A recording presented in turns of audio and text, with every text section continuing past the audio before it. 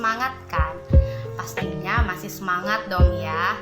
Meskipun kita tetap belajar di rumah aja, tetapi harus tetap semangat. Nah, hari ini juga kita akan memulai materi yang pertama di bab 1 dengan subtema Yesus pemenuhan janji Allah. Namun sebelum kita lanjut ke materi, terlebih dahulu kita harus apa? Iya, harus berdoa. Oke, marilah kita persiapkan hati kita untuk berdoa. Kita hening sejenak. Dalam nama Bapa dan Putra dan Roh Kudus. Amin. Tuhan Yesus yang Maha Baik, kami berterima kasih untuk penyertaan-Mu sepanjang istirahat kami pada malam tadi, sehingga pada pagi hari ini kami anak-anak-Mu ingin memulai seluruh aktivitas kami. Kami mohon penyertaan dan pendampingan-Mu agar segala sesuatu yang kami laksanakan pada hari ini dapat berjalan sesuai dengan rencana-Mu, sebab Dikaulah Allah kami kini dan sepanjang segala masa. Amin. Dalam nama Bapa dan Putra dan Roh Kudus. Amin. Setelah kita berdoa, Ibu akan melanjutkan penjelasan mengenai materi bab 1 tadi, yaitu tentang Yesus pemenuhan janji Allah. Nah, setiap hari tanpa kita sadari, seringkali kita mendengar atau mengucapkan janji. Jadi, Ibu mau bertanya, apa sih pengertian dari janji?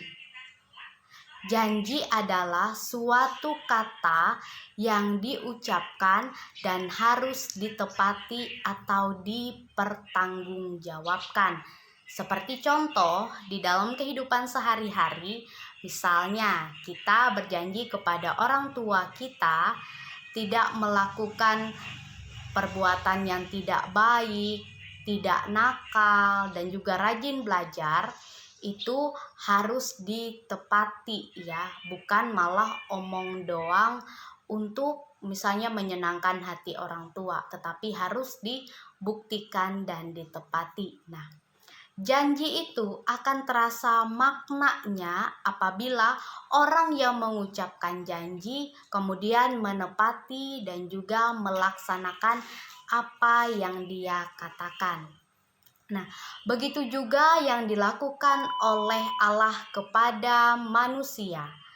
Ketika Adam dan Hawa jatuh ke dalam dosa, mereka diusir dari Taman Eden, sehingga rusaklah hubungan antara Allah dengan manusia. Manusia tidak lagi dekat dengan Allah, namun manusia itu menjauh dari Allah. Namun karena Allah Maha Pengasih dan Maha Penyayang terhadap manusia, Allah ingin menjalin relasi kembali, relasi yang baik kepada manusia. Maka Ia menjanjikan kepada manusia akan mengirimkan seorang Mesias. Ada yang tahu nggak siapa itu Mesiasnya? Mesias yang dimaksud adalah Yesus Kristus. Nah, Allah menjanjikan kepada manusia akan memberikan putranya ke dunia untuk menyelamatkan manusia dari belenggu dosa, agar relasi Allah dengan manusia itu dapat terjalin dengan baik dan harmonis kembali. Gambaran konkret tentang kedatangan Mesias sebagai wujud pemenuhan janji Allah kepada manusia sudah dinubuatkan oleh Nabi Yesaya yang terdapat dalam kitab Yesaya bab 7 ayat 14. Ibu akan bacakan. Sesungguhnya seorang perempuan muda mengandung dan akan melahirkan seorang anak laki-laki, dan ia akan menamakan dia Immanuel, yang artinya Allah beserta kita. Nah, itu sudah tertulis tadi di dalam kitab Yesaya. Janji Allah ini benar-benar nyata dan benar-benar ditepati oleh Allah karena keprihatinan Allah terhadap manusia.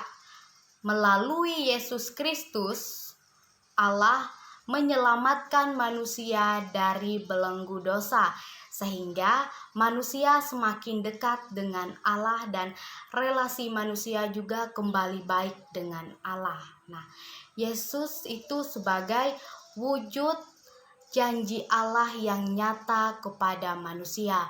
Melalui wafatnya, kebangkitannya, Yesus telah menyelamatkan manusia dari dosa.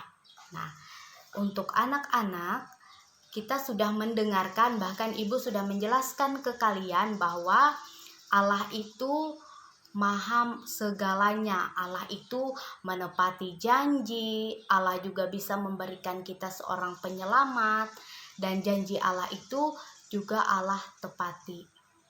Nah, untuk itu kita juga sebagai umat manusia harus berjanji kepada Allah untuk selalu setia kepada Allah, terhadap perintah Allah, meninggalkan perbuatan dosa dan hidup dengan lebih baik lagi. Itu yang Allah inginkan, sehingga tidak ada lagi manusia yang terbelenggu oleh dosa. Anak-anak yang terkasih dalam Tuhan kita Yesus Kristus, untuk materi Yesus pemenuhan janji Allah kita akhiri dulu dan kita lanjutkan minggu depan dengan materi yang baru. Bye. Tetap semangat ya, Tuhan Yesus memberkati.